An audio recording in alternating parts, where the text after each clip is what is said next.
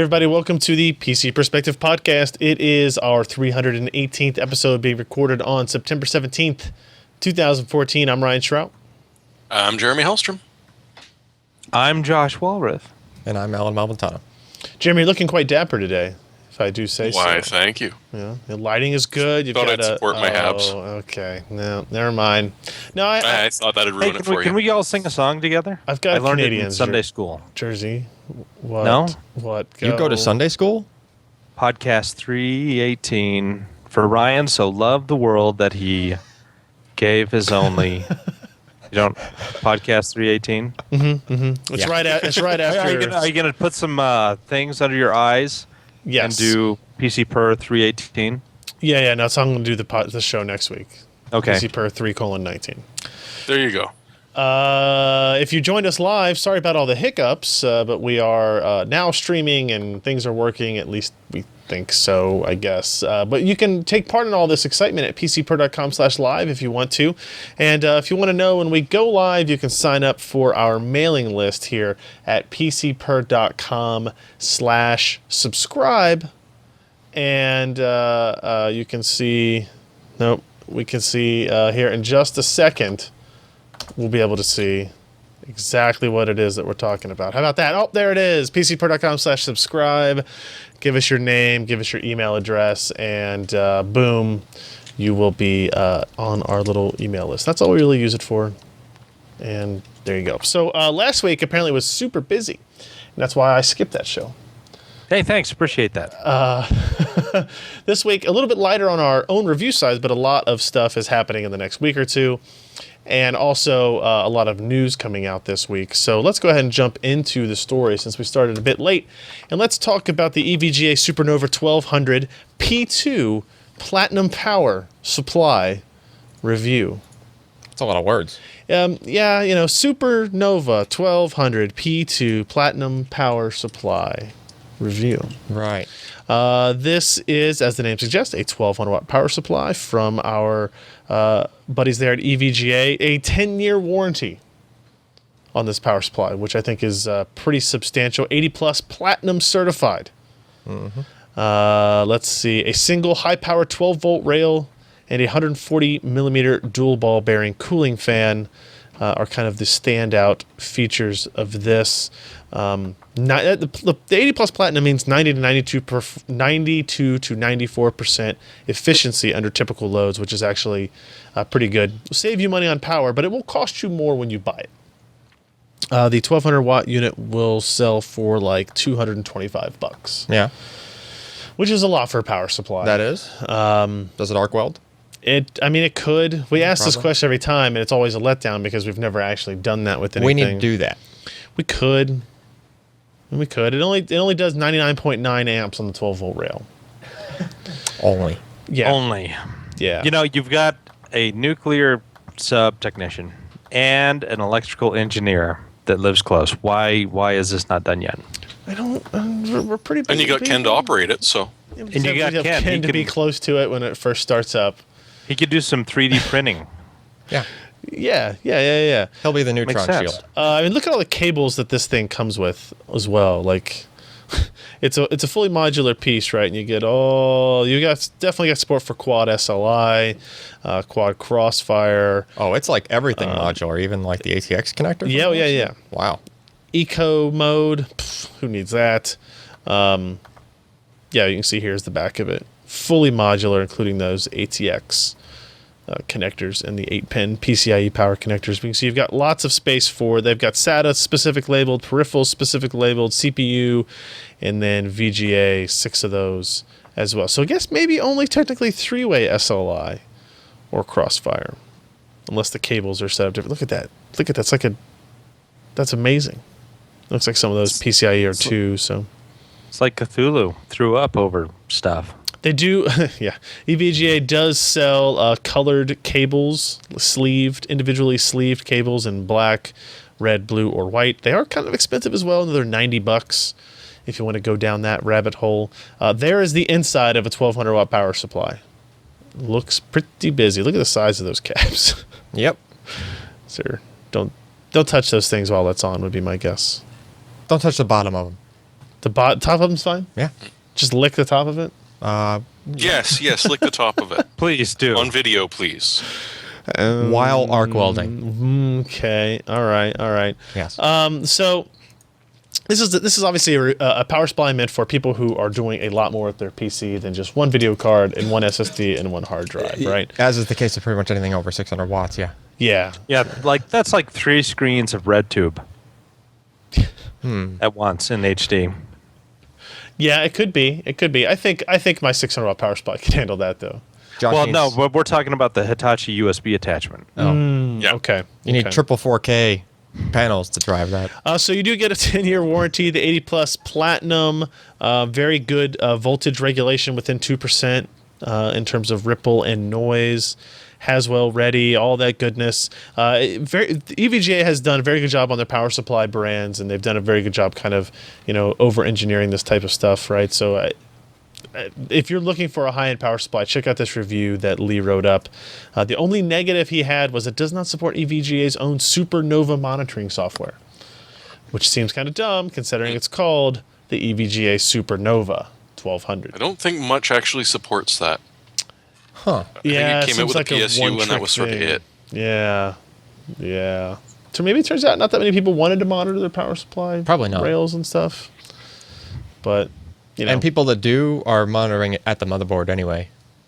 Like those overclocking motherboards that have the... I liked what it could do. I don't know how often I'd ever look at the monitoring information, but it was neat to see that info. Yeah. But Well, I mean, like but the voltages at the power supply aren't really what you want.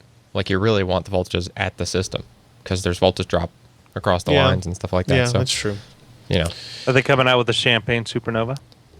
Yeah. Yeah, no, that's you can actually get this in champagne color instead of black, and then you're fine. Or maybe you can get champagne sleeved cables.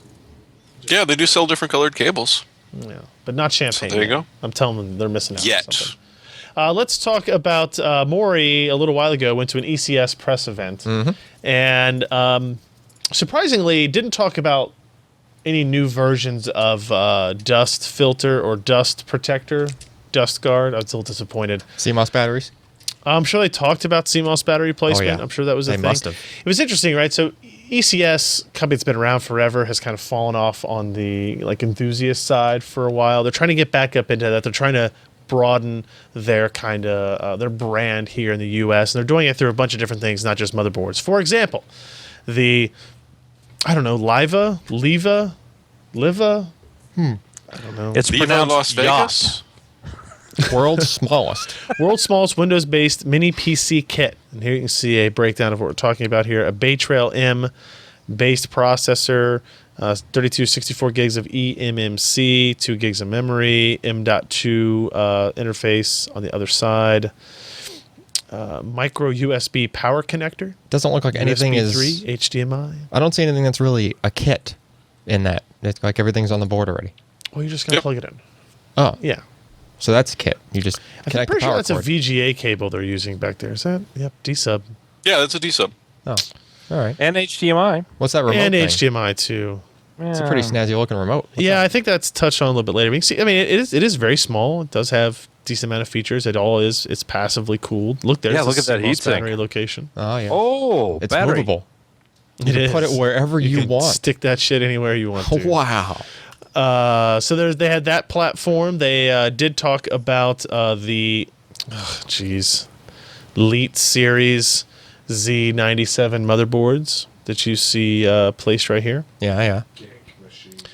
Gank Machine, Drone, and Drone. Huh. Notable Z97 machine motherboard features include ECS Durathon technology, not Duron. The Durathon. naming seems really weird on all of this. Yeah. 6-phase power, ESD protection, so I don't run across the carpet and bust it maybe. I don't know. You know, somebody maybe should go and offer them their marketing services. Yeah. Just on Yeah. AMD. I don't know. Yeah. Someone in the chat says needs more AMD. These more AMD? I don't know what they mean by that. Maybe know. marketing names. The Can two we of them center together this on could come the up with the most screen, yes, sir? confusing marketing slogans Could you ever. imagine Just Andy center the- Roy at ECS doing Dust Shield? Zoom in on I don't know if that. Yes, zoom in, I can I'm gonna do now. that. Cutting off the side. Never mind. I'll handle it. They also had the Z97PK, which is a budget motherboard meant to team with the Pentium G30. What is that? The 3258. Yeah, right. So you can basically package this motherboard with that processor for under $150. That's actually pretty awesome. And then, of course, they packed in at least twice as much dollars worth of Dominator memory into the demo system there. Fairly light on features, as you would expect for the budget, but yeah, kind of interesting. And then, of course, upcoming is the LIVA modding contest, which is starting. But what if it actually is Luau? Maybe. It could be. And didn't you just have some of that lately? A luau? Yeah. No. No, it was just a California barbecue It on a wasn't- beach. It wasn't even really that. Oh. It wasn't. Was it as impressive as the last mod in this? It was more like page? a limbo contest. Really. So here's one. They took one and they added lights to it. Right. That's pretty cool. Or about this one right here, where they made a grill. That's a hibachi. Do you think that's actually cooking anything? I hope not. The Core M. It might dry it over a couple of days. No, this is Bay Trail. This isn't Core M. It is. It acts like a dehydrator. Yeah. Put your fruit on the grate. But if you are interested in that, ECS is running a modding contest with apparently $1,000 you can win for first prize. So keep that in mind. I think Mario we'll have another post on it eventually upcoming as well. Another review that we'll mention real quick is the Fractal Design Core 3300 ATX case. Sebastian wrote this up. And that's the case. That's what it looks like. Kind of looks like the Corsair 200 know. series. It looks kind of... It looks like a case. It looks like a case. Not according to the commenters. No, what do they say? They really did not like this thing. It's kind of stylistically pretty boring. I admit that, but EATX monolith. support, yeah, I mean, it's still got. If you got a femur bone, you could go crazy around it. yeah, it's called the Funk. No, we don't. I mean, it just kind of looks like a case. It's got air filters on the bottom. It's got USB 3 on the front. It's got places to route cables. That's kind of a standard Oh, I thing hate now. that. The what? The hard drive. Oh, this? How that's mounted. Oh, Oh, You're not going to like dislike. that? Yeah. Does the front come off easily or no? Because if the front unsnaps easily, then Doesn't look like it would be I real don't know. easy because There's there's fans fans in the mounted way. there. Yeah. yeah, that's kind of And Yeah. it looks like it has your pet peeve. I don't think you can pull out the bottom filter without lifting it up. Ugh, I do hate that. It looks like you mount the 2.5-inch drives on the outside of that thing you were talking about there, Josh. So, I mean, it's not so. I mean, that looks okay. That looks pretty good. I mean, but it just doesn't have any sex appeal. It's not interesting. And also, there's no hard drives in here, so that makes me curious.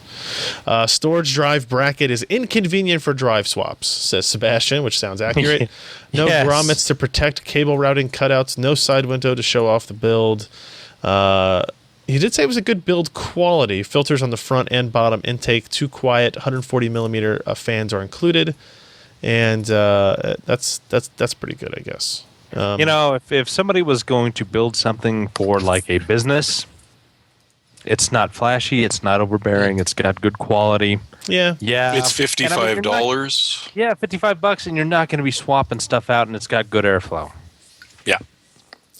Yeah, I mean, and that's probably what they're going at, right? I mean, it's hard to do something super, super innovative at $50 or $60, really. So interesting to see how that does, if that catches on. If like some of those people that are building the super budget systems kind of like latch onto it.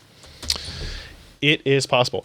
Now, we do have another SSD to talk about as well, the ADATA SP610.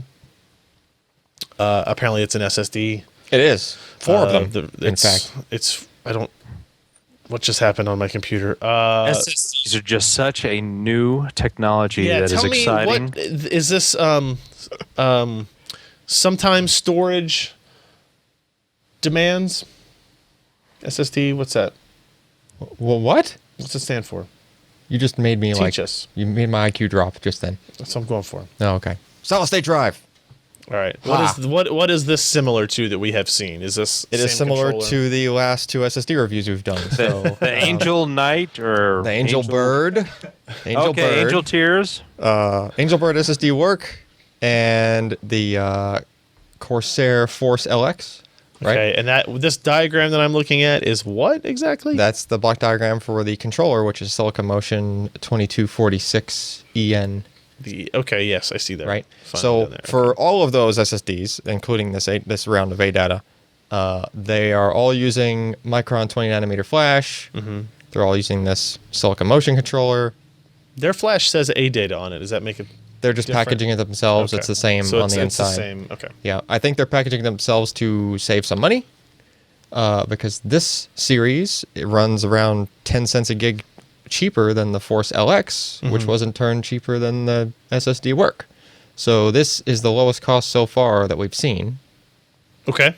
as far as So before I SSDs. go look at the real prices as of today, what are you expecting performance wise out of these?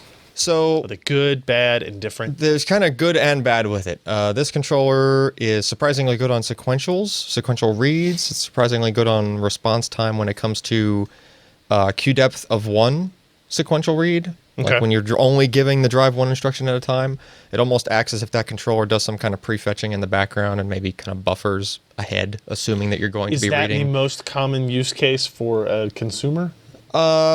QD. I mean, that would happen sometimes. It's just if you had a game loading from one file and it was only one thread, and for some reason the game didn't let like the access stack up like with a queue, Okay. right? Yeah.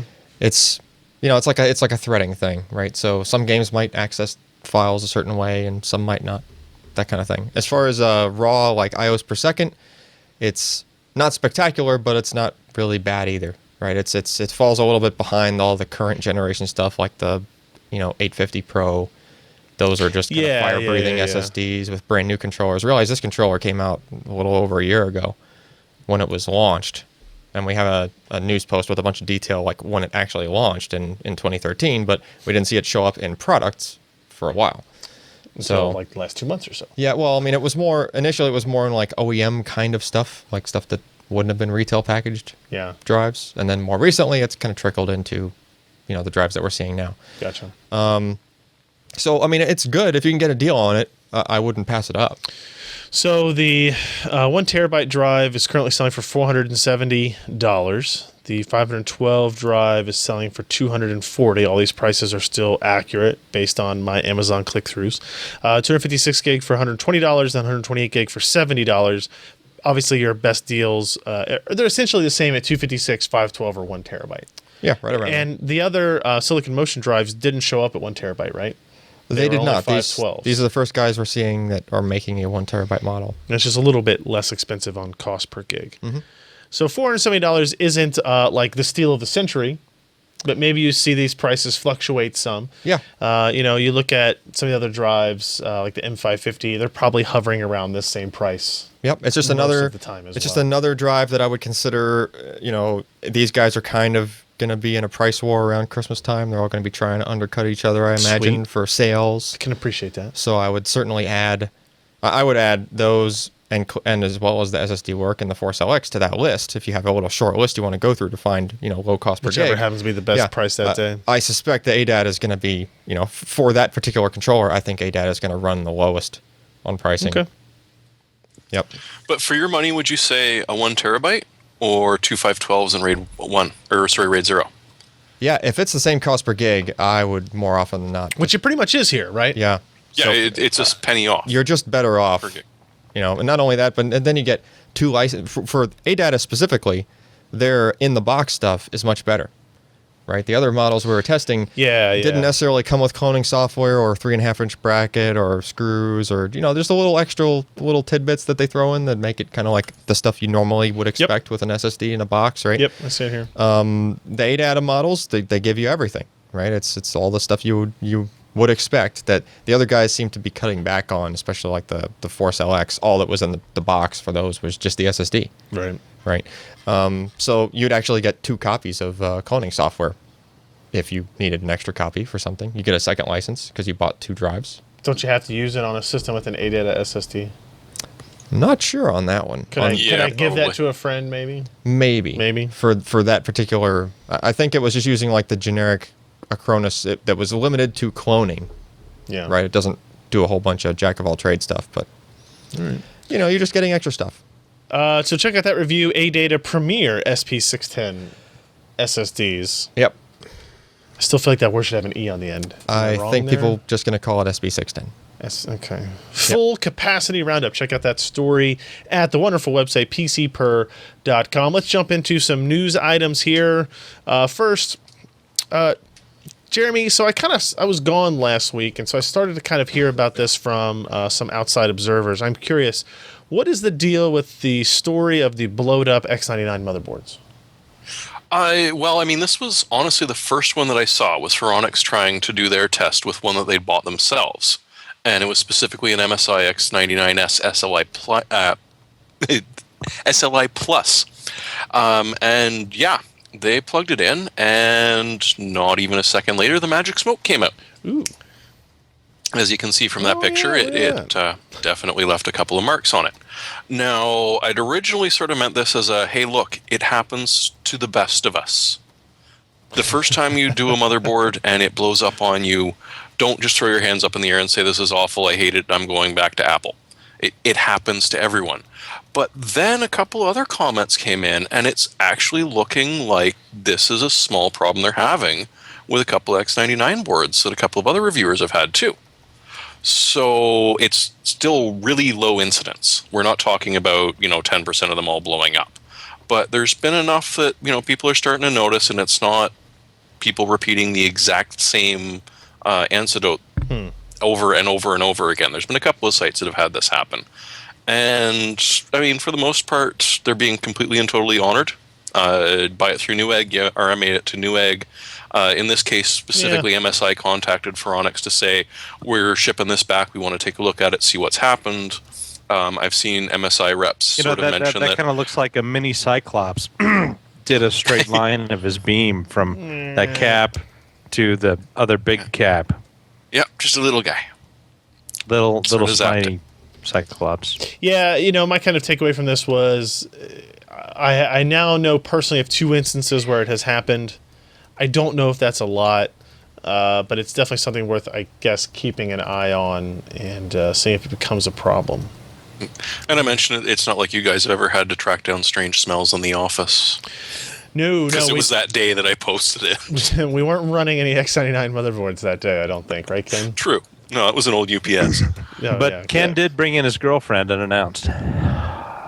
She smelled like burning electrical devices? Oh, I get it. After. It's a hot number, huh? It was his Arduino. You know what I'm saying?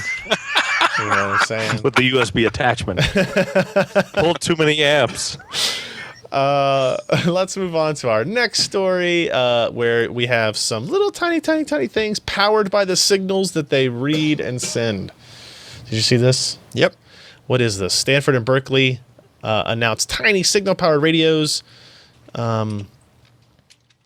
So one major issue is that Scott wrote this up, of course, you cannot shrink an antenna down infinitely. Its size is dependent upon the wavelength of EM radiation that it's trying to detect. Researchers at Stanford and Berkeley have announced ant-sized radio-on-a-chip devices fabricated at 65 nanometer, which are powered by the signal that they gather. And you'll notice It's amazing. Yeah. You'll notice the biggest thing relative on that chip is the antenna. Yeah, this gold pattern that goes around the outside right there. The catch is, because their antenna is on the order of a few millimeters, it's tuned for 60 gigahertz. Yeah. There are reasons they don't seem to be devices operate this frequency. Processing that signal with transistors is basically a non-starter, so they apparently designed a standard integrated circuit for the task. So what do you think about having ant-sized radios that are self-powered? Anybody? I don't think that signal's going to get very far. It goes perfectly with mind control for roaches. Mind control for roaches, first option. Yeah, I don't think the signal can get very far, though. 60 gigahertz. 60 gigahertz. Yeah. Yeah, it's probably like no, they're talking on the order of millimeters here. Yeah, it's kind of directional and kind of, But what if you just get a whole bunch of them within You want a mesh network of artificially aware roaches? You just have enough ants or roaches in your This is only going to work in Manhattan. It's like Joe's apartment. Yeah. I guess. Yeah. I just think it's impressive to see this. Wait a this minute. feature. Wasn't WiGig supposed to be 60 gigahertz? That like alternate Wi-Fi spec someone's working on? I don't know. I don't know what frequency 60 it is. gigahertz stands out as a number to me. I don't know why. What is it? Well, I mean, Scott, of course, brought up the major physics problem with this, which is that's about the range that oxygen vibrates at. So you're not going to get much undisturbed signal. CIA listening devices, somebody in the chat room says. No, I'm telling you, there's that kit that lets you mind control roaches. You hook this up to it, too. It's just going to be nothing but fun. Nothing but fun. So, if you remember a few weeks ago, I sold Twitch to Amazon for $980 million. You guys remember that? Yeah, I remember that. Yeah. Remember that? I remember you were torn on the decision for days. But It took me a you while. got ripped Yeah. off. You weren't Well, sure. no, because I also now sold my Minecraft server to Microsoft. Sweet. It was really good. Yeah. It had like 6 or 7 houses in it, and they all had pools. All of them. All the houses. They had hot tubs now. We added hot tubs. Yeah. Yeah. Well, now Had like 3 chests worth of gravel and dirt. now that how do you Mojang? Mojang. I don't think it's pronounced Mojang. It's pronounced Microsoft now? It's pronounced Pronounced Microsoft. Faisal. So Mojang sells to Microsoft for $2.5 billion. They bought Minecraft for $2.5 billion. Did Scrolls ever come out? That was never a thing, was it? That never. It never took off. Was it actually released? I don't think it was ever released. I was don't it? think it so. was ever I don't released. think it was ever released. Regardless, Microsoft now owns that too. But they bought Minecraft for $2.5 billion. Just destroys my brain inside. Well, it's because they figure a lot of heads can be sold, and a lot of the pickaxes and swords for marketing. They're just going to go and start selling these at Toys R Us, like the foam Yeah. heads and the things. Exactly. Do they? They're Yeah. also introducing property tax, so the bigger you build, the more you're going to be paying. So what is maybe disappointing is that the founders, Notch, Carl, and Jacob, will not be staying on as employees. And that's actually unusual, right? Usually when like an acquisition like this happens, like those guys go, oh, it's going to be the greatest thing ever. We're going to stay at this company. And almost inevitably 6 months to a year later, the founders leave and Maybe they just wanted to cash out. Well, clearly. I think Notch had like a blog post where he talked about, Well, I mean, versus... I didn't really want to do anything big. Turns out this was pretty big. It's pretty big. So now I just have buttloads of money, and I'm just gonna go make crappy web games. And if any of them become big again, I'm just gonna walk away. Well, he can do that now. And it's like, well, if I had 1/3, or let's just say 1/10 Well, no, I mean, he did... of $2.5 billion, I'd be able to do that. He was doing that because he liked it in the first place. Now he doesn't got to worry about paying the bills. He already didn't have to worry about paying the bills. Think how much money he already made. he off already had a Minecraft. ton of Something money. like No. 50 selling to the game. 100 million Yeah. that they made just off the game. I mean, before he sold the game, is my Yeah. point. Yeah.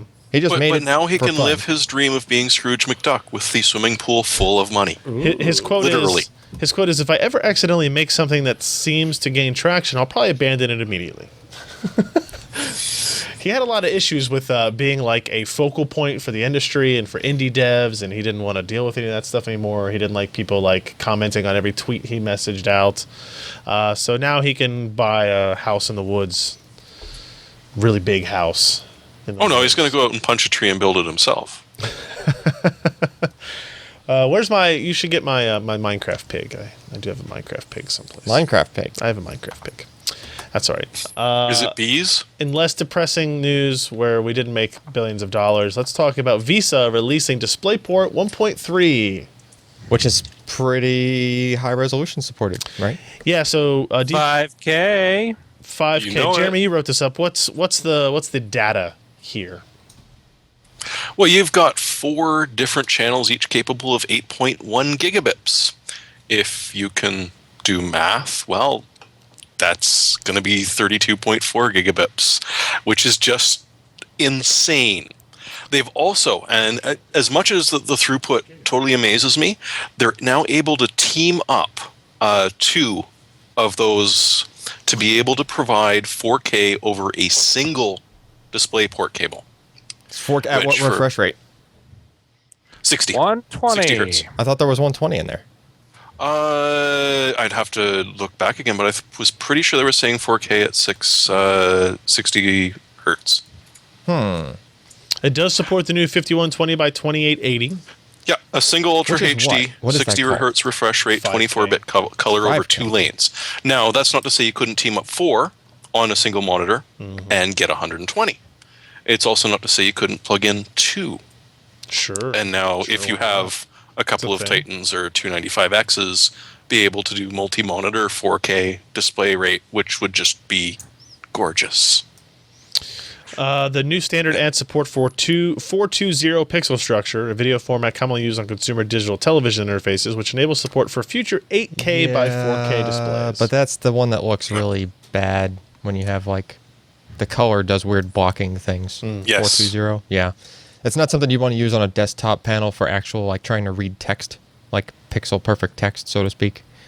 Right? Huh. Okay. Like the edge of a mouse Yeah. cursor would look funny yeah. Yeah. just because of the way that it does its, its data. It'd look like the return video you're sending me. Basically, like each color, the color accuracy is only within like a 4 pixel block, Oh, okay. right? So that's what lets some of the 4K panels go Was 60 there- hertz now. Was there any mention of what do we call that thing? FreeSync or DockPort? Just adaptive sync. Adaptive sync. There was nothing about adaptive sync mentioned. Oh. I assume that it will be in 1.3 if it's in 1.2a. Yeah, yeah. and So, same with FreeSync. yeah. FreeSync is already done for 1.2a. It's not a new feature. The Gotcha. new feature, at least that people, it was announced almost a year ago, DockPort, where with a single DisplayPort cable, you now can have a dock. People were sort of meh about it, and for the most part, the bandwidth was admittedly limited. With this, 4K monitor and 2 USB super speed, not a problem. Yeah, I mean, because you're talking like Thunderbolt bit rates Yeah. and stuff. Thunderbolt's up to 20 gigabits right now. Yeah. This is Yeah. 32. And super speed is up to 10. But 8.1, come on, this is not too bad. If, So let me ask you you type one faster other than that, question. you're a mutant and should be on World's Most Amazing Something or Others. Go ahead, Josh. Gotcha. Alan, when you touched the cable, was it hot at IDF? No. No? That's about the most anticlimactic thing I've ever heard you say. Sorry. The Corning optical Thunderbolt cable? You should have seen. No. The 40 gigabit. Oh, yeah. Ethernet. That's true. Yeah, the guy at the Intel booth looked at me kind of funny when I was just because I had to get to the booth that was a couple behind that, and I just like as I was walking by, I just put my hand on the cable and just kept walking. You should have like put your nose to it and just snorted right just up like- it. Collecting data. Bits. It's good stuff. So DP 1.3, any idea on when we'll actually see monitors based on it or something? I guess not, probably. Coming soon to a store near you. Sweet. Fantastic. Speaking of stuff that may be coming soon to stores near you, I don't know, there's some rumors going around about something called an R9 390X. Scott wrote this up for us again, less than a year after the launch of the 290X, which actually seems like a really short span of time, considering how long we have gone between releases recently. Is that just a shell? Yeah, so there's really, really early rumors apparently of this card where it will be a single processor, single GPU reference card with an integrated water cooler. And some of the information going around is like, is this picture right here? But that's got a fan hole thing. Right, well, in so it. does the 295X2 has a Oh, fan yeah, on it that's still, true. right? Because Yeah. you've got to cool the memory and the VRM and all that stuff too. Yeah. But this looks very, very similar, and there's a little opening up at the top here that would be for potentially those water cooling things, and then your power outlets would be there. And then the other piece of information was that Asetek announced that it was working for an undisclosed OEM, a liquid cooled design for them that would continue Asetek's success in the growing liquid cooling market. And they even go into like this would be a substantial thing in Q1 2015 for them. You know, it's kind of like as a public company, you make those announcements. And so people are kind of putting the two together and deciding that, hey, maybe the 390X will be single GPU water cooled. Josh, what do you think about the idea of like your flagship GPU, single GPU, being water cooled. Now that we have seen how the 295 X2 performs.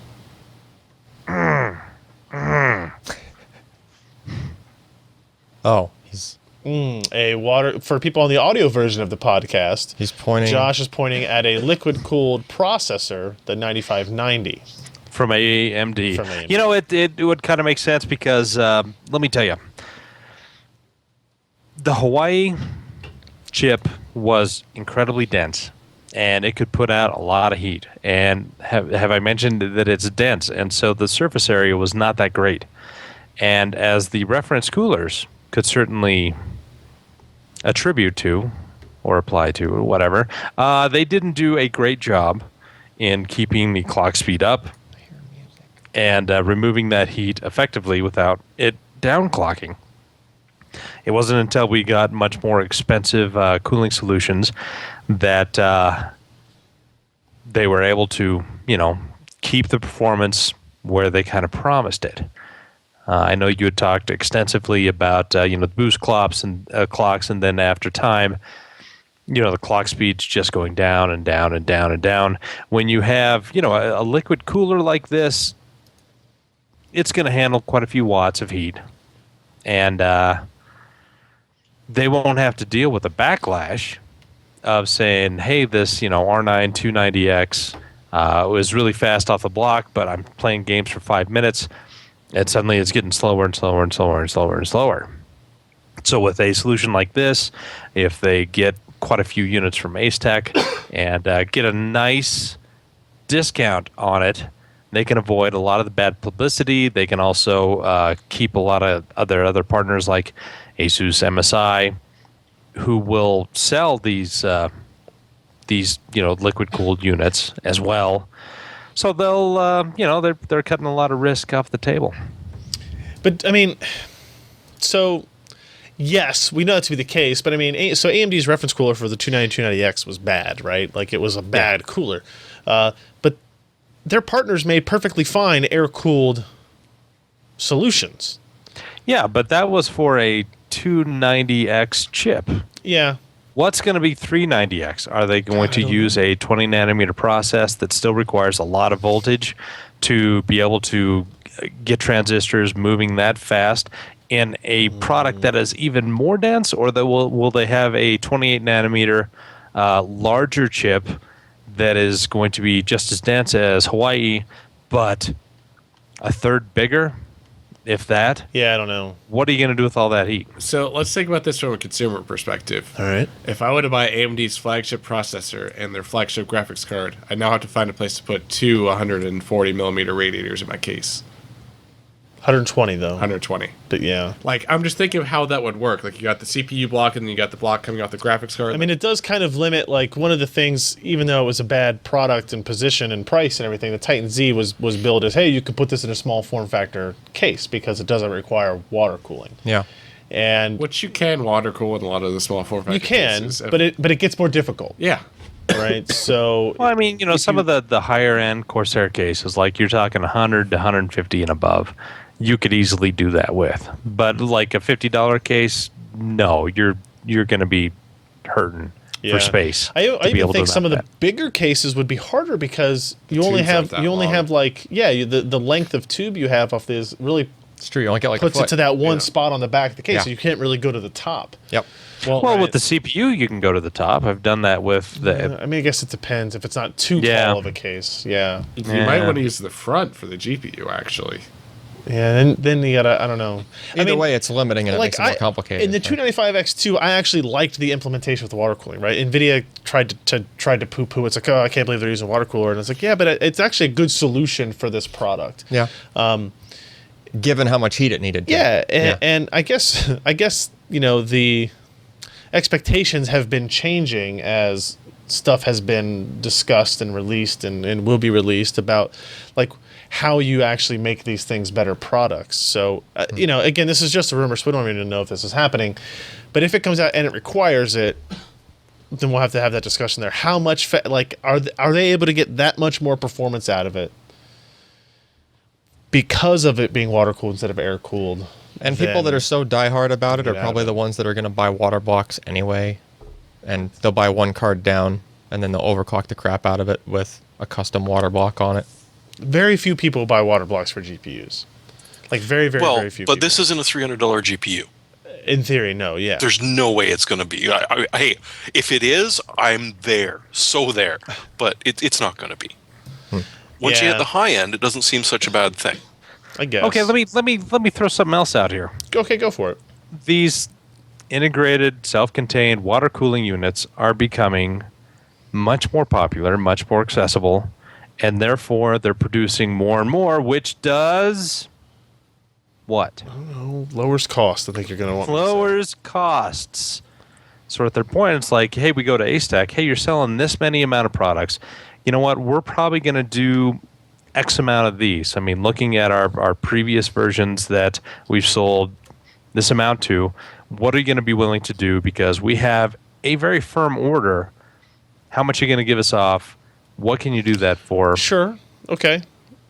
I don't even think it's a cost issue, right? Like, I think a very good, not heat pipe, what's the term I'm using that, vapor chamber cooler is probably not cheap. Yeah. Right? To produce. Take cost completely out of it. It's just like the mindset of the product, right? From what it is. I don't know.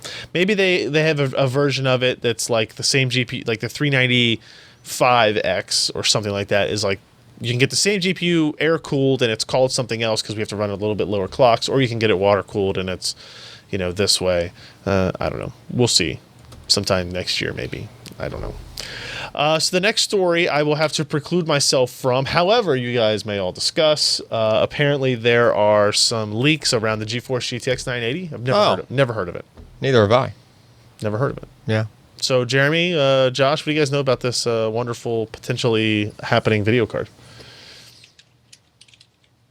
Anybody? Jeremy? Josh? Okay, fine. You want me to talk about it? I've seen a few leaks.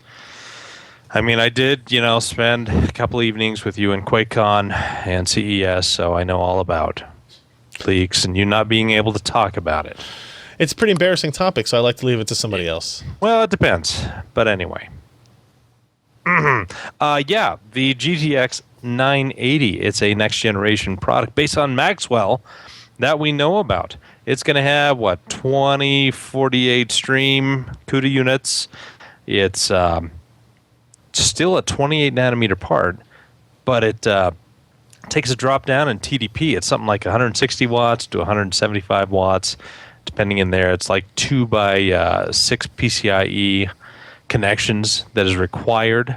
So it's still around the same, GTX 680, maybe a little bit lower, but it's got a pretty significant jump in performance. I mean, we've seen with the GTX 750 Ti, there's a big jump in performance versus how much power it consumes. And so this is that same architecture.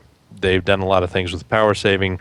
They've increased the size of the chip and the amount of stream processors. Still not as many as like a Titan or even a GTX 780, but it's still up there. And when you include clock speed improvements and power consumption, it's starting to look like a next generation part, but more in terms of power and performance rather than just overall performance. Jeremy, have you read anything else different other thing, it's got a 4 gig frame buffer on a 256-bit bus that is clocked at 7 gigahertz effective, which is pretty darn quick. It is pretty darn quick. But the thing that sort of grabs me is that, hey, NVIDIA finally said, DisplayPort, this is a thing. Maybe we should put 3 of them on there. Wonder if people would like that. Especially for their G-Sync monitors that requires... Yeah, I bet everybody would we're going to be pushing out in the next... Before Christmas, we're going to have choices, as opposed to just the one model that finally has arrived. The extra HDMI and DVI are great because... any... Oh, let me talk over you some more. Because we've had not any articles about triple G-Sync monitors. Not a one. As far as I'm concerned, it's never happened. No videos either. Nope. Yeah. Nor Ken drooling over it with his Arduino. I saw a comment somewhere I don't remember where, but somebody was like poo-pooing on like, oh yeah, that G-Sync triple SLI doesn't even work, and like, I could just still shake my head and be like, It doesn't work in the driver that is available today. right now still that one The, is the not. driver that is currently available in the public, it does not. Oh, It's okay. not a function. So they may, if they actually have 3, then they may not be lying. They're probably just Yeah, dumping. you'll have it soon. Yeah. It's a software issue, not a hardware issue. Tomorrow, you'll have it tomorrow. Yeah, I'm gonna say tomorrow. I don't know. I'm making that up. 2 weeks. 2 weeks. 2 weeks, Josh. Everything says. is always Coming to 2 a weeks. download center near you. Tomorrow. All right, let's. All I'll say is for the end of this story, is if you bring back up my screen here. Yeah, it's that. If you want to learn more, Yeah, look at that. Hey, that this 18 GPU. numbers coming back again. if you want to learn more, you should just pay attention. to 9, things. 18, 14, 24, hop. All right, let's talk about IDF storage, Roundup, RAM, and NVMe, and IOPS and crap Yeah. Oh my. Crap. and stuff. So what the hell is Gotcha. this? Why is that stuff on a DIMM? Why is that on? Is this Rambus? No, Is this it's not what Rambus. I have not seen a DIMM that big since my first SD RAM. In fact, I might even go back there and start digging it up. So, it was that big. Did it have the little controller chip in the middle, though? that is 64 gig of DDR3 Oh, on a DIMM. and what's that thing in the middle? Yeah, I don't It's know. your Some kind mother. of controller Okay. that has to do with probably. I would imagine it might be doing its own like refresh, like Yeah. because I don't think this host could. So this is ADATA Yeah. showing up 64 gigabyte individual DIMMs. Can I plug these in my Z97 motherboard? Do you have a hammer? Did you? You might need. Did you ask for a quad set? I need a quad set of this To test because in I'm my gonna Z97 make a motherboard. 256 gig RAM disk. Yeah. Yeah. Well, okay. Well, come on. How many so- years ago was it that we were complaining that too large of a pool of RAM would actually hurt your performance because the addressing got too complex? Well, it actually does. I mean, Oh, it does, but does. so it's got to be a controller to sort of help that. yeah. Anyway, so that was interesting. Yeah. It was DDR3. That's kind of All right. old now, school. what's now, this right? one right here? So SK Hynix, which we actually wrote a separate piece on earlier with the TSV Through RAM Silicon Via. through You guys Silicon talked Via about it last week. That's how they were able to stack dies much higher, and so that's 128 gigabyte LR DIMM. Is it just me that like the There's much less chips on that one than the Yeah, but the 64. chips Well, not are, only like, that, but it looks like arranged weird. Tetris, and Yeah. you'll probably have Yeah. to play a song when you plug that into your Yeah. socket. Well, they put them like that so that they can get the board size small, right? They staggered Gotta get low prof. the Gotta get that low prof, son. So that was cool too, right? You know, you're seeing like them kind of pushing the DDR4 tech pretty high already, and then you go down to the next one. Kingston had a server with 256 gigabytes of DDR4 installed and running, right? Well, that's only 228 gigabyte DIMMs though. Yeah, That's not impressive anymore. I know. Well, okay. So let's go further down here. All right, Another okay. couple of slides Which there to one? that blue. Oh, this PC, bluish one? Yeah, okay. So that was a different company showing off LR DIMMs. That system had 768 gigabytes of RAM installed. That would be Yeah, three and the company's quarters. name is ID10T. Three quarters of you a can really terabyte. trust that. Yeah. Yeah, but you can get servers with over a terabyte of RAM and DDR3 now. In DDR3. Yeah, This is only DDR two socket This is DDR4, two processors. I guess you And- need a quad for that. And the other Probably issue is that quad for that. normally you have a performance penalty when you start fanning out to that much Yeah. RAM, right? So these guys claim to fame is that they incorporate like registers on the data paths of the DIMMs to allow for more fan out, right? I wish all my servers had sweet windows and blue light fans. Well, this was just to show the thing off. I wish they all had that. Like, imagine if you walk into like a server room and they're all like different LED colors. Yeah. Some of them flickering. I get it. That could only This be isn't all- hackers. This. He wants this could the only be film. awful. He wants the They're not film playing style. disco in the background. All right. And what else? What else? Am I All right, looking so go down another couple, and then there's that hot cable Which that one? Josh was talking about. Which one? Hot cable. Hot cable. So right there, Oh. just a couple of simple little desktop PCs. Yep. What look like desktop? Well, they're desktop PCs, but they have server hardware in them. Mm-hmm. Go down to the next picture. You'll see a P3700 With a bunch of fans. the 2.5-inch version. Those fans were running really slow. They were just basically just barely moving air across Okay, the cards all right. because there were no other fans in those systems, and it's technically server hardware. So Okay. you kind of want some airflow. So the card above those fans there is the 40 gigabit NIC. This guy right here. Yep. Yeah, that guy right Fortville. there. Say again? Fortville. That's the name of this. Yes, silicon. Fortville. Fortville? What? So, 40 gig? so they had two identical systems, and they both each had a P3700, and on one of the systems had running basically two instances of Iometer. And one was accessing the local drive at 450k IOPS, and the other one was accessing the remote drive via the 40 gigabit LAN at 450k IOPS. Pretty cool idea, right? This is not a thing that's like in production, but Intel basically just whipped up a stack, like a driver stack, to go. So this is iSCSI, is that what you're telling me? It's not. What is it?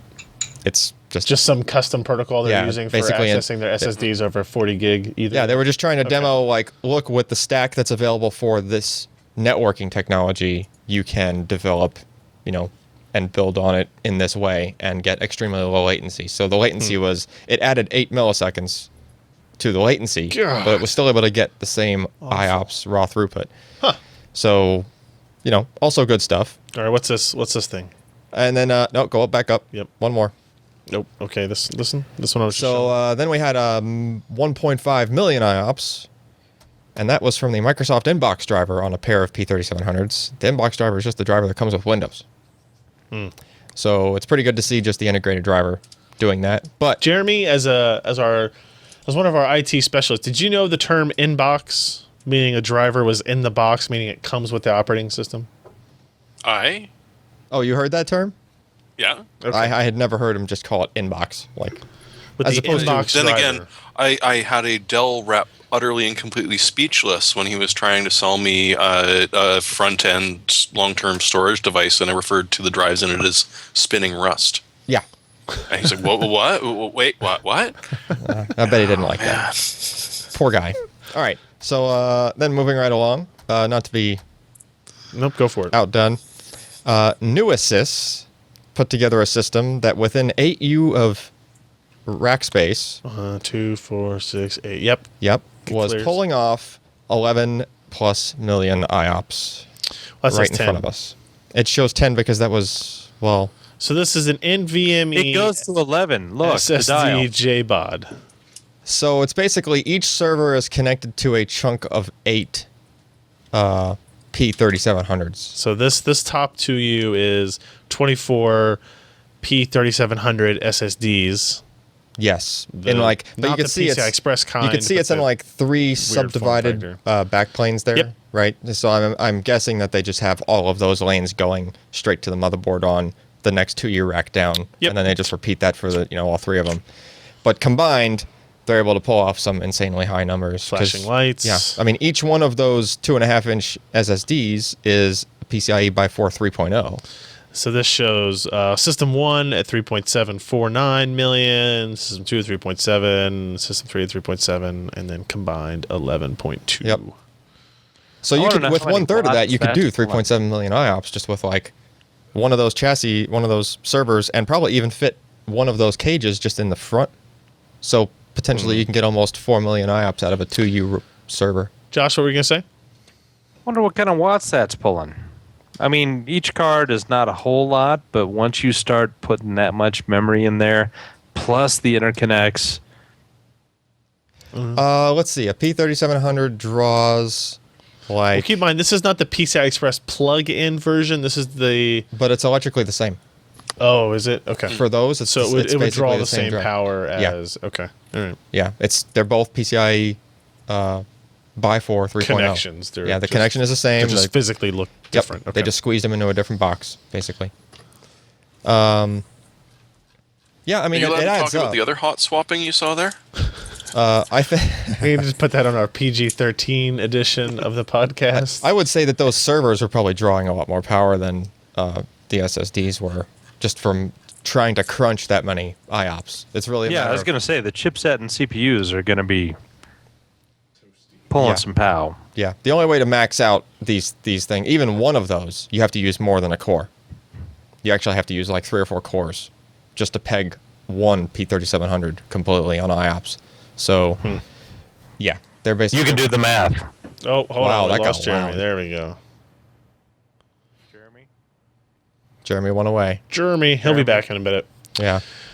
So that's So yeah, that was just all, kind of a roundup of the final IDFs Yep. stuffs. and it made the commenter cream his pants a little. We didn't really need to bring that up because that's on the PG-13 version of this show too. But, We it's- release that later. Okay. We do that later.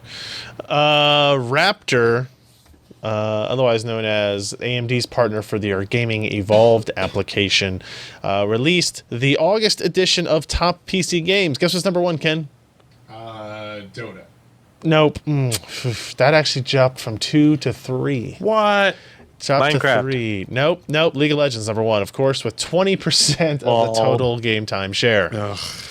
Followed by World of Warcraft, then Dota 2, and then Counter-Strike Go. So why do we even bother making new games, I guess, is a good question. Why do we to even have. bother? Well, you know what's reviewing really funny GPUs? about that, now that I'm back? Yes, what's that? There's 2 back? games I do not see on that list anymore. Half-Life 2. And No. Watch Dogs Oh, yeah. and The Elder Scrolls Online. Online, yeah. Both of which started out with like 3 or 4% of the market the month they were released. Yeah. But I mean, look at Smite, Diablo 3, Minecraft, Hearthstone, BF4. Diablo okay. 3 just had that big. Yeah, I'm looking for games that are GPU intense. You got Battlefield 4, Warframe, maybe a little. Civ 4 or Civ 5 to an extent. Skyrim used to be. I don't know what Crossfire is. I know what Firefall is only because of the jokes that people have told about it. So why are they making new GPUs? No one needs them. No one needs them. Oh, you sound like Lol. a commenter. One of the best comments I saw all this week. They're playing the wrong games. I was going back looking for a date on something today, and I pulled up a 2 terabyte drive review that I had done, and like the first comment was like, I really don't see the need that we're gonna need more than 2 terabyte hard drives anytime soon. It was only like a couple of years ago. And you know what? Skyrim is not going to get off of that until the next true Elder Scrolls single player, just because it has so many mods. It did and fall from things 18 you to can 4, do. or from 14 to 18 this time though. But So it's still, pretty it's close to that's falling out. what 11. And Skywind is coming back soon, so Yeah. that's going to pick up. All right.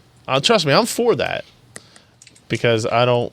Because you never played Morrowind all the way through. No, I did not actually. You are a loser. I'm sorry. You are. Sorry. To be fair, Josh, you finished it like a year after Skyrim came out. No. Actually, I sorry, was that was excited Oblivion. about Morrowind. I've just never finished Oblivion and Skyrim. Man, what a loser. But you Oh, have I that finished book. those. I couldn't I finish gave that to my Daggerfall. friend. I didn't even keep that book. Oh, I gave the book away. I know. It's like just the 2-inch kinda thick guy I am. Skyrim book from QuakeCon. You remember that? Yeah. I do. It's I do. insane. What'd you do with it? I didn't play. I gave it to Gave Josh. it I to my thought. friend. I don't have that book. You know why you don't need books? The internet. Yeah. All right. Micron launches the M600 SATA SSD. This is kind of interesting. So we don't have a review of it. They just kind Not of yet. made an announcement.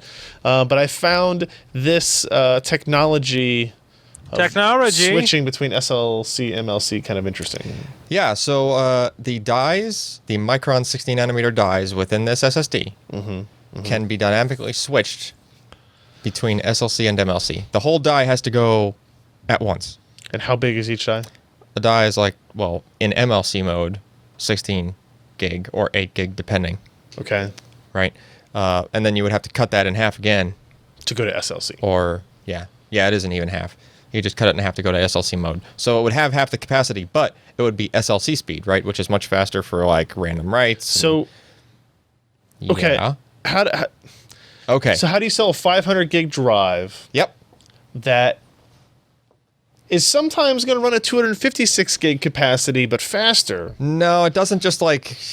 and then Remember, go it to goes 500? one die at a time, right? Uh-huh. So it starts off empty, right? You just bought it, it's empty.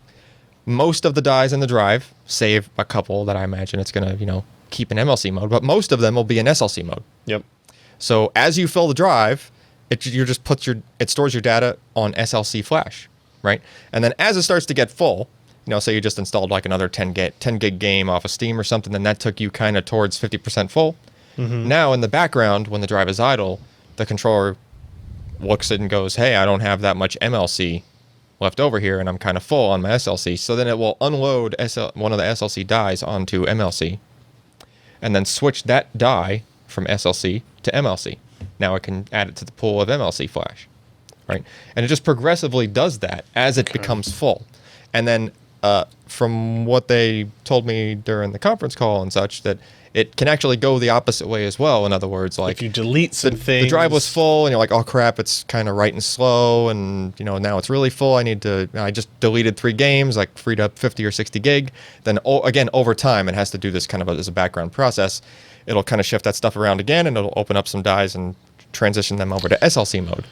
So how will Windows like the drive capacity just randomly changing? No, it's not. How is it not? Because it just so it shows up will as full show capacity. up as a 500 gig drive. Now, So let's say you installed this drive into computer blank and tried to write 512 gigs to it. Here's what happens. For the first half of it, it goes SLC speed. Okay. Then it drops to MLC speed for whatever MLC dies are left, which is like another 10% of the drive or so. But then once it gets to the point where it's like, oh crap, now I'm like out, and you're kind of catching the drive with its pants down, so to speak, which is not normal use, by the way. Nobody's going to fill the drive completely like this. But the speed will drop like a good chunk. Because in the background now, while you're writing to the drive, it's doing this rearrangement of data. So this is handled by the controller and the firmware. The controller the OS does has this, nothing to do with it. Yeah. So it's going to write slower towards the last, like, 40%. This graph demonstrates that. Yeah, there's actually a graph in there. Right, so they show you if you saturate it all the way through, you're writing at like 450 megabytes per second for almost the first half of the drive, and then it drops very suddenly. And that's MLC speed. To about 100 and something. Yep. Right, and then it would drop again to what looks to be pretty slow. It's like for that 50 other 40%. or something. Yeah. So here's the good thing to look at on that particular chart, though, is that say this were an M550 128 gig, which is actually 128 gig is what that's looking at. Yeah. The write speed of a 128 gig M550 is that center section all the way across. Yeah. You don't get a 450 out of that drive, right? Okay. So that's cool, right? Because and as long as you gave it some time to do some rearranging in the background, every time you threw another few gigabytes at this drive, it would go SLC speed. Is there ever an instance where this drive would, in theory, have data both on MLC and SLC, and your read speed is the same though? The read speed is pretty much the same, yeah. So, but you would never be writing to MLC. You would only ever be, well, let me put that back. That's something we're going to have to evaluate, because you're saying like, okay, now some stuff has been shifted to MLC, now the other half of it is in SLC. And maybe what you happens write if you to the SLC side, or you write to the MLC side. I suspect if you wrote over stuff that was stored in MLC, that the initial writes are probably going to SLC anyway, but that's something that we just have to see what it looks like when we test it. It's going to be tricky to test, don't get me wrong. We pretty much have to reinvent how we test solid-state drives to be able to do this, because it's not a generic caching routine. A lot of people were comparing this to the 840 Evo on other like publications that were talking about this drive, and because it has a small SLC static-sized cache. Yeah, and they were saying, oh, it has a bigger cache. No, it's not a cache. Like, if you only used the first half of this drive ever, all of your data should be stored in pretty much SLC mode and stay there, right? It doesn't right away offload it to MLC. Like, the Samsung A4 Evo does. Yeah, so it's a cool idea. We're going to have to look at it further, and more soon, we should say. More to follow. Yes, there's another couple weeks before like reviewers will be able to publish results. Okay. I think that's cool. Just when we thought SSDs were done and boring, they think of other stuff. Yep. VNAND. VNAND's good stuff too. Switchable NAND. Maybe switchable VNAND next. Oh my God, head explode. That'll be cool. If you're not doing anything this weekend, or wait, no. Is it Thursday? It's Thursday. Tomorrow. Sorry, it has nothing to do with this weekend. Oh, that sucks for me. So tomorrow, Thursday, September 18th, looks like at 6 p.m. Yeah. Pacific, 9 p.m. Eastern Time, NVIDIA will be hosting Game 24, the first global celebration of PC gamers. This is it's an event they're going to hold if you're in Chicago, LA, London, Mission Viejo, Indianapolis, Shanghai, Stockholm. I don't know why Indianapolis is in there. They have specific events that you can actually go to and attend at certain times. Okay. But the main thing of it is that they're going to be live streaming this as they kind of go. Like they're going to start hop from place to I think place. they're going to start in LA, like start it off in LA, Yeah. and then roll as the time zones roll along those cities and like transfer the live stream. That's pretty cool. Yeah, it's a pretty neat event. They have announced it that highlights will include new product announcements from NVIDIA and game publishers, a Dota 2 invitational tournament. I wonder what those With announcements $15,000 in prizes. be. I like this. The Mod 24, the world's first 24-hour live stream modding competition. It says completion, but I assume that means competition. Will also be held. So that's pretty cool. The idea that you have 24 hours to build a mod, ready to go, and then we judge at the end. Sweet. There will be some famous modders there. There will be 2 world records will be broken. I don't know how you maybe they'll be broken. Otherwise, they've already been They must broken. know that they already can break them. Special guests will include Jay from what's his last name? Jay and Silent Bob. Yeah, but that's not his last name. Yeah, I know. I can't believe I'm blanking on it. But Jay from Jay and Silent Bob. Oh, Sweet. not Reese. No, it's, Espins? no, it sounds. It's like No. yeah. Furtive? Muse. Jason Muse. Jason Mewes, thank you. Cosplay Queen Chloe Dykstra. Oh boy. Ex-Mythbuster Grant Imihara. Sons of Anarchy creator Kurt Sutter. Also appearing will be other people that I don't know. I do know. Apparently they used to be on G4. I do know Alex Albrecht, but I can't say I recognize the other names. But anyway, it should be a cool event. I mean, it goes through a lot of it while I'm sleeping, so I probably won't be watching all of it, but I guess that's kind of the point. But if you go to, what's the URL? Game24.nvidia.com, I guess, is the place you can go to find out information. And if you are in one of those areas, you can probably still go and attend publicly. AMD has already publicly announced that they are sending their AMD Red Team members to the event. Whatever. I mean, it's a public event. They're allowed to go. Okay, then go. Show Right. support. It's, I don't know. Make sure you Gaming wear is your- gaming. Have fun. Make sure you wear your red t-shirts. I mean, what if NVIDIA launched something that just creamed everything? Is there going to be like a street brawl? Like a Wouldn't that be? Yeah, we get some. Yeah, they're gonna be. Everybody Sad story. starts going in a circle and snapping their fingers. I would actually pay to see that on the stream. Yes. More than anything else they're going to show. So check that out tomorrow if you are interested in that. We'll end up on a couple of quick stories. Windows 9 is apparently going to be a thing relatively soon. Yeah. There's the- a beta coming out on the 30th, right? For the Enterprise? They're having an event on the 30th. I don't know if there's a beta coming out. I've heard that there's a beta of the consumer end, like a public beta. Oh, really? It's supposed to be the That's end of this soon, month. huh? Yeah. It seems odd. You know, they're gonna do stuff like put the start menu back.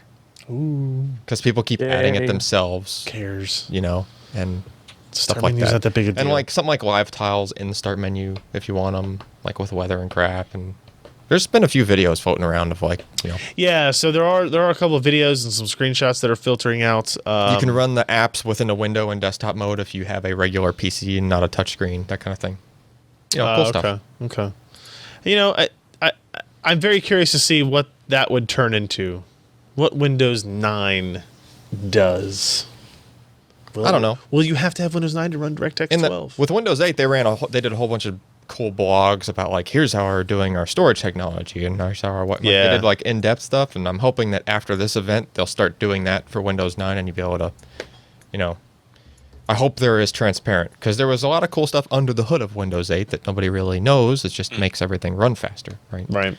So, Maybe we'll finally Well, get the that guys at work didn't have a database-driven touchscreen, file so they system. couldn't get to it. yeah. It's because the touchscreen stuff nobody. What was the name of that database-driven file structure that they had? Which Win- one? Storage WinFS? spaces? No, WinFS. Yeah, that never happened.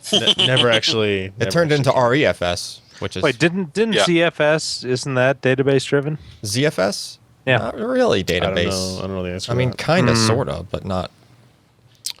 It's I a don't file know the answer to system. that. It's technically every file system is a database, but Yeah, but depends on how you call it a database, right? I want to be able to search my computer like I search Google is what I'm saying. Yeah, no, that's not. ZFS doesn't do that. I want to do that.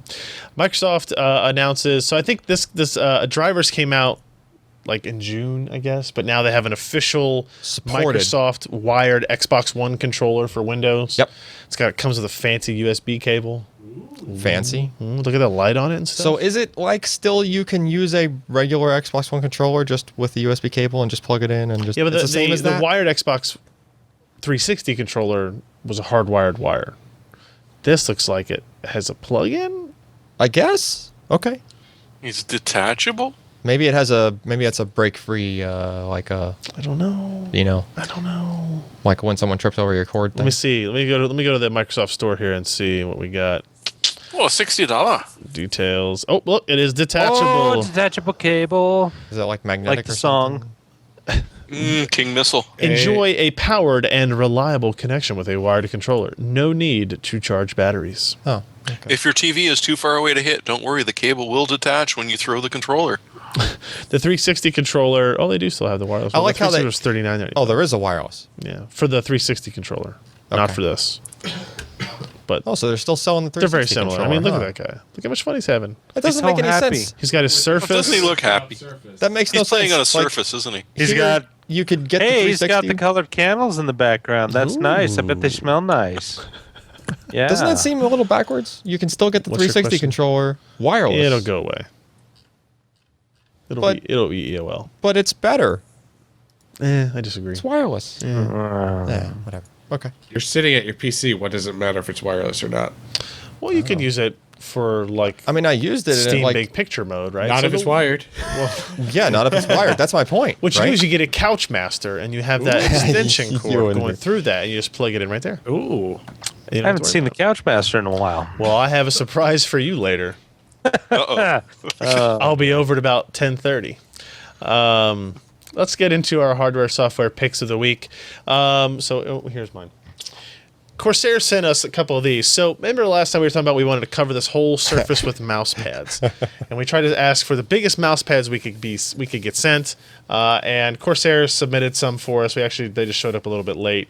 So if you need a really big mousing surface and you don't feel like buying an 8-foot by 4-foot sheet of neoprene, or a Ripper XXXL or whatever. That Whatever, other one yeah. is, I've got one of those these out on my table. Do you want me to go get it? no, the Corsair MM200 Extended Edition. Wow, it's like a That's long. widescreen mouse pad. So this is you've got the compact, you got the extended, you got the standard, and then you got the wide. Like, look, you can do Which wide. one was that? This is Oh, the you extended. got to go for girth more than length. No, this is the length play for sure here. This is the So it's extended that desktop tall. design. It's this wide What by that tall? long. Yeah, by, sure. By yeah, I can give you the exact dimensions. Probably we're looking at but it's metric. maybe 930 millimeters by 300 millimeters by 3 millimeters, and it's only $35. Actually, I think that's about as much as the Ripper XXL. Yeah, I mean, you can get the smaller version for $9.99. $9.99. God, you guys are the worst.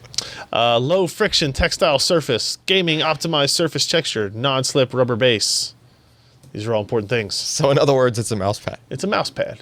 It's a cloth mouse mat, is what it is. And it's long. It's like made to have your keyboard sit under it, and then the Yeah. mouse off to the side. It's like a blotter. Yeah, it's pretty nice. Ken actually opened one up and put it on his desk as well. So, and it's if you want to take a nap, like if you don't like the hard surface of like say this Yeah. metal table, absorbs or it's, your maybe drool. it's cold and you don't want. And not only that, but the black really brings out the white in your excretions. yeah, your drool and stuff. Just man, it's the best drool. I said, Josh, drool. Come on, Mad Dog, let's do this. Jeremy, what do you got for us? He's too busy laughing at Josh. I'm sorry, but It's that okay. was a No, good it's one. no, it's That all and right. I'm looking up your Couchmaster review, which was actually a pain in the arse. Fine. Talk about a match made Now in I've heaven. killed Josh. This is unrelated. These are unrelated things. Oh, dear Lord. All right, what am I looking at? Okay, I've got to pick Volumental. Go on. I must apologize because the original article that I saw called the Volume Voice. It is not, it is Volumental. And what they're doing is they're taking advantage of the brand new technology on the Intel laptops that one of us might have seen recently called RealSense. Two of us. Which actually does depth as well as just video. You're right. And so what they've done is they've paired up with a company called Play, PLAE, which does kids' shoes that you order over the internet. Now, ordering kids' shoes over the internet is a really dumb idea because how in the hell are you going to know how they fit? Yes, I agree. Well, if you can scan your kid's foot, all of a sudden it's going to be You can a custom-made duplicate last, or it's probably not going to be a very custom-made last because I actually had a chat with one of the PR reps from them, and they're not thinking Savile Row. They're thinking Oxford Street. So higher end, but not bespoke clothing. So you scan your foot, they figure out the closest match that they've got in the way of lasts. They make a shoe and ship it out to you. These Velcro It's going to be options. as good as if you went to a store and got it fit. They're already talking with a bunch of different retailers, so yes, you can start to expect to see other types of clothing that you scan yourself and send it to them, and they're able to build a model off of it, and boom, That's pretty make you cool. clothing. It's also going to lead to a much worse fappening where their body is totally 3D scanned, but that's for the future. For now, you can pretty much get fitted clothing, at least for your kids, I want and some in the of these. future, probably not too distant future, for yourself, just by standing in front of your computer I really just want Velcro and shoes sending again. off the measurements. I really think this is a neat idea. Yeah, that's pretty cool. Am I too old to have Velcro shoes? Yeah. You're never too old Thank to you, have Josh. Velcro Never shoes. too old. Thank you. I knew I could count In on fact, as Josh. you get older, you're going to start to want Velcro shoes again. Indeed. All right, Josh, your turn. You know, if you're one of those people who are interested in FM2 Plus platforms like the new ASUS ROG Crossblade Ranger, and you want a With Landguard. CPU, what? With Landguard. Roundup, yes. This might actually be a kind of interesting processor for such a product. If you're going to be willing to spend $150 on a motherboard that has all kinds of nice features on it, you're more than likely going to have a video card. So you can have this processor overclock the beans out of it So you can have it. and have it with you, with your glasses and your shoes. So, and, they were not out of stock when I last saw it, but the price is nice. It's inexpensive. $84. 84. Probably going Temporarily to go out of lower. stock. It does not have the integrated graphics, which is kind of a bummer when you start not. thinking about HSA stuff, but how much HSA yeah. software is out there at this time? Pretty close to none. Plus, there's no HSA-enabled driver. No. Anyway, okay, Alan. All right. So back when storage spaces came out, when Windows 8 came out, That was a thing. it seemed kind of cool, but there was some stuff that I was kind of poo-pooing on it about. It's not very nice. Well, things like it didn't have the equivalent of RAID 6 style parity. All you can do is mirror, or you could do RAID 5, but that's only single drive failure tolerant. And if you do a mirror, you have to have twice as much hard drives compared to what your storage. But there was no in between, right? There was none of that RAID 6, which can handle 2 drive failures. Okay. So kind of, just researching stuff and looking back, turns out 2012 R2 server added that. Added RAID 6-ish. It's called dual parity, but it's the same as RAID 6. Of course it's called Right. something different. Well, RAID 6 is technically dual parity. That's what it is. So other stuff cool, too, that kind of makes it even more Drobo-ish, if you will, is that it doesn't need hot spares to do an automatic rebuild. So all of the drives that you have, you can put to use. And then you might ask, what happens when a drive fails? Well, just as long as there's enough free space left, it just does what a Drobo would do. It just like distributes the data among the remaining good drives, right? Which is especially good for storage space because it means it's less data that it has to actually move around, right? Because the data is not necessarily on all drives at the same time, Right. with the way storage spaces works. And there's other stuff like write back cache, and then there's especially another cool thing called storage tiering, which is you can add a couple of really fast SSDs along with your big batch of hard drives, and as long as you tell Windows, hey, that's it's like a fast tier, then what it ends up doing is, I think it's nightly that it actually does the job, but it looks at the array, sees what stuff is very frequently accessed, and then it will move it over to the solid state tier, or at least duplicate it on the solid state tier, so that when you go that's to pretty cool. Yeah, when you go to access it, it's kind of like hybrid, but on like a terabyte scale, right, on an enormous scale. Yeah. For kind of like a hybrid drive.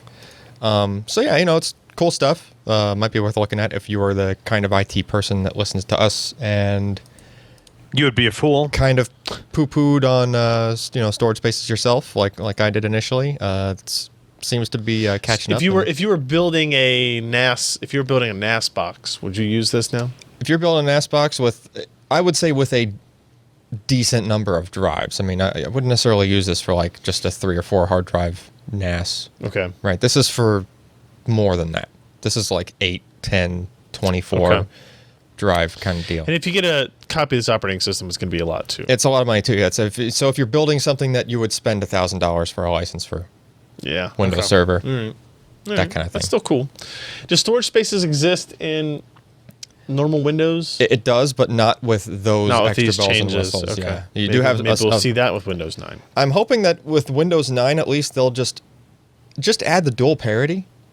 That's really all I would say that they should add. Yeah. Pull that feature from this and put it in like Windows 9 Pro or whatever the equivalent is. Mm-hmm. So that way if you are doing then I would say install it on like your any kind of home server thing where you would have used RAID 6, I would say use that instead, because as a file system it's pretty dang robust. When you do REFS and Yeah. you go to run check disk and it says you do not need to run check disk on this volume. It does. It actually tells you. It's like, nope, just you do not need that. And then you go, you do not need that, and you walk away. Yes, sir, computer. Yes, sir. Yeah, it just All right. That's going to be it for the show this week. Thanks for hanging out, guys. PCPro.com/podcast is the URL where you can find all of our back episodes, RSS feeds, and information on how to subscribe. PCPro.com/live is where we do the show live on Wednesdays. We try to do it about 10 p.m. I did have an email in from our CDN that says there was a temporary routing issue, and that's why we went to that weird server at some point, and our latency dropped from 177 to 62 on that round trip. So maybe we'll test that after we're done. And I guess that's it. Make sure you check out PCPro.com. We have lots of stuff coming up. We've had the last 2 or 3 weeks have been super busy, as you can tell from our podcasts. And I'm going to guess if you stop back on Thursday night sometime, you'll see some pretty interesting reviews and videos going up. and then after that Ryan can As well. finally get sleep. Yeah, after that, I'm just going to go, I think Saturday. No, maybe Friday. No, Saturday. I'll have to do stuff on Friday. I'm just going to go, sit down in the hot tub and just stay in there all day. See how pruny You're gonna be you a can prune. actually get. Yep. That's the goal. All right, everybody. We'll see you next week. I'm Ryan Shrout. I'm Jeremy Hellstrom. I'm Barely. Josh Walraff. I'm Alan Malventano.